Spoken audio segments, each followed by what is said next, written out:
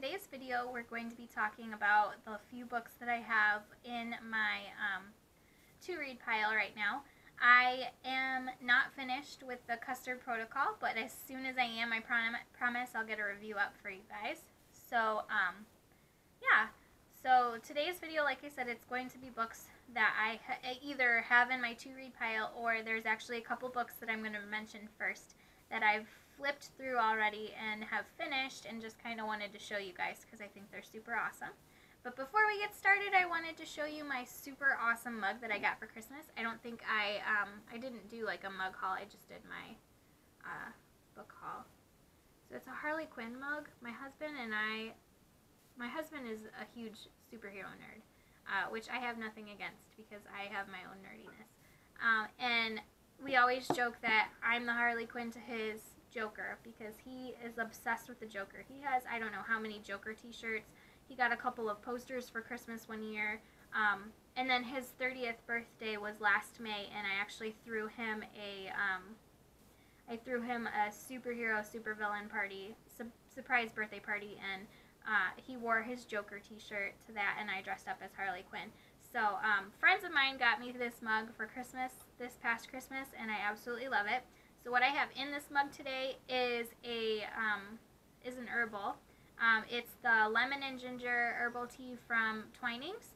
This happens to be one of my favorite in the afternoon because I do like, for tea time, because it's around tea time right now, which, by the way, is like 3:30, 4 o'clock. I do like in the afternoon before like dinner and stuff to sit down with a nice cup of tea, and I usually try to go for something a little sweeter. So this one is the lemon and ginger. I have a hibiscus rose petal one that I really like as well. It's nice and sweet, and it's got some raspberry flavor in it.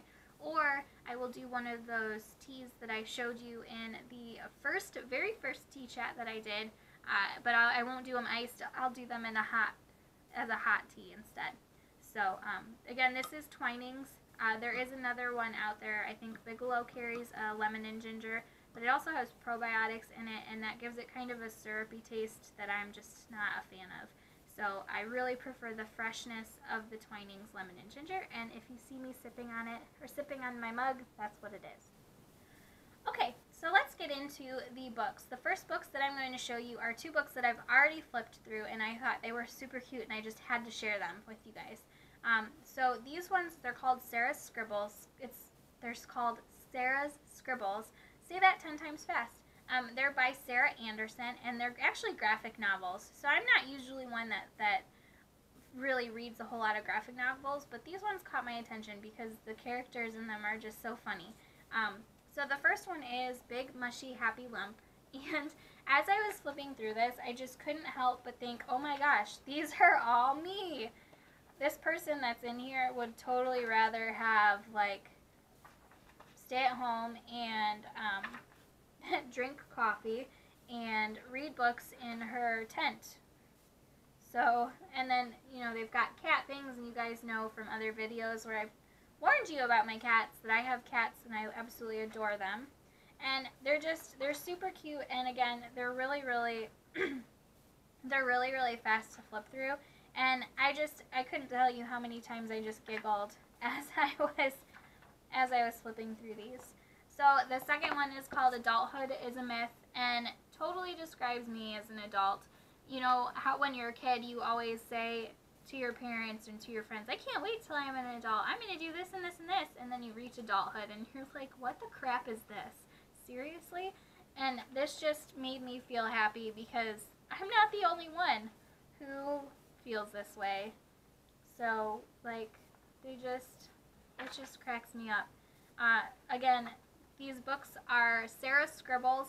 They're graphic novels, so you might not find them immediately, like in your fiction section at your library, and you may have to go into the graphic novel section of the bookstore. I'm not exactly sure where they're at in the bookstore because I did pick these up from the library.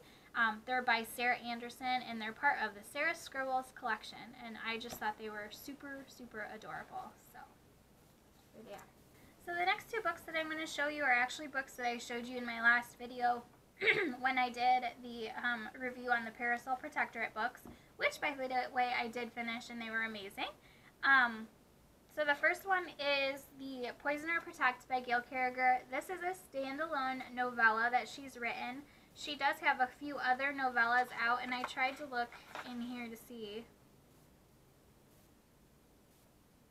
Oh, she has another one called Romancing the Inventor that I was not able to find through my library. So I'm hoping, I'm going to try and search a little bit more, but I'm hoping to be able to find a copy of that one because I want to read that one as well. Again, this one is a standalone, and I'm super excited. I'm kind of interested to see what she writes as far as this goes. So again, that's Poison or Protect by Gail Carriger, and it's a standalone novella. And this one, she calls it a delightfully deadly novella. I don't know if that's going to be like a series that she has.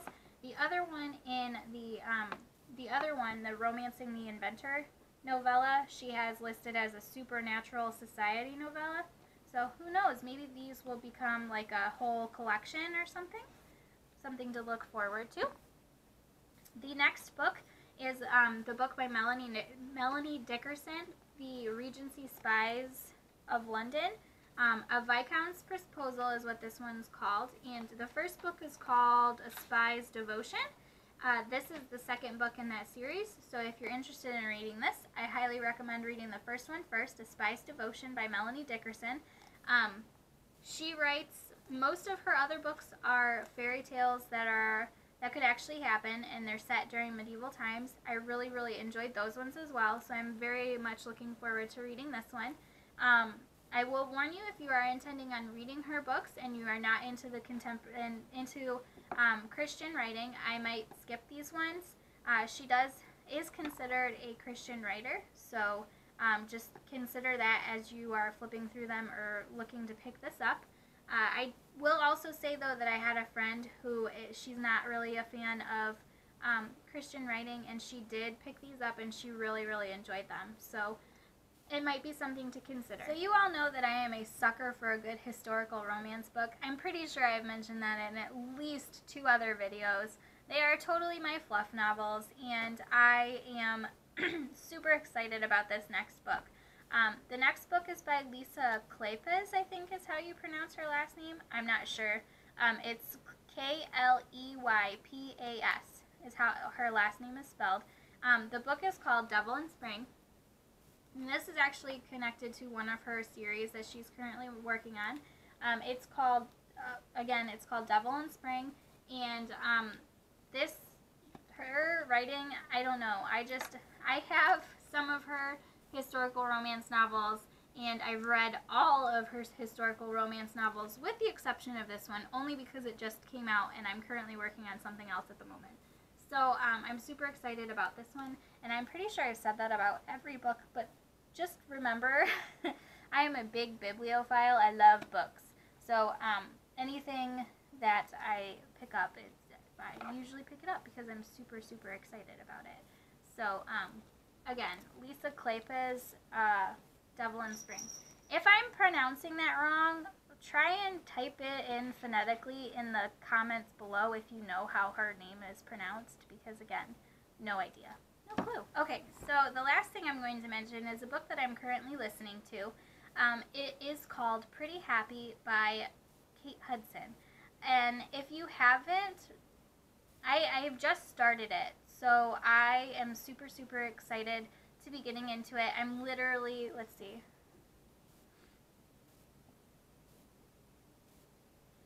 I'm less than 15 minutes into it.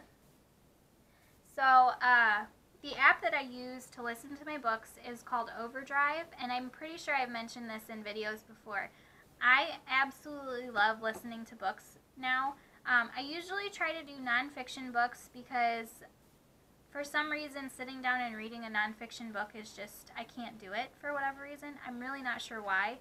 I have tried in the past, and the only one that I successfully got through was Bossy Pants by Tina Fey, and then I ended up listening to it like a week later and realized how much that I missed as I was trying to read it. So I've discovered that listening to nonfiction books is the way to go for me.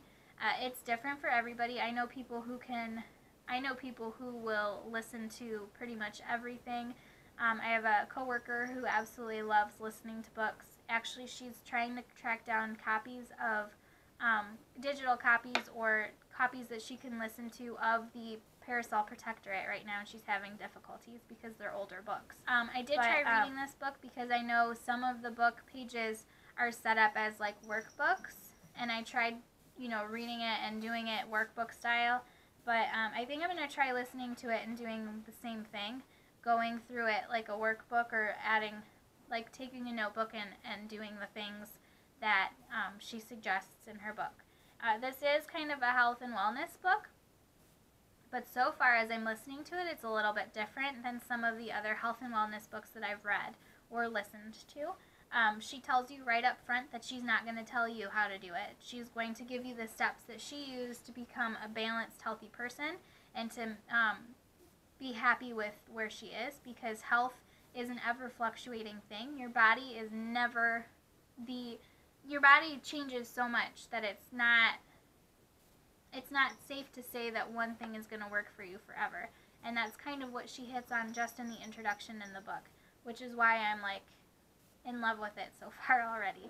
So I'm really looking forward to getting through that.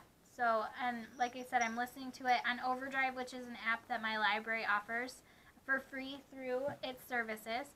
So you should definitely, if you aren't able to afford getting ebooks or audiobooks on your own, definitely look to see what your library has to offer, because they might have an app that you're able to listen to books on. Mine, as far as I know, has like three that I use anyway, and I've used all three of them pretty much religiously and absolutely love them. So definitely. Okay guys, that's it for today's video. Make sure that you comment below for more things that you want to see from me. Like this video if you want to see more videos like this. And definitely subscribe so I know that there's people out there that are watching these videos. And make sure that if you do subscribe to hit that bell so that way you get notifications when I post new videos. I try to post once a week, and I've been trying to do it Monday or Tuesday. As you can see, the last couple of weeks it's been Tuesday because my Mondays have been a little crazy. So make sure you like, make sure you subscribe, and I will see you guys again soon. Bye!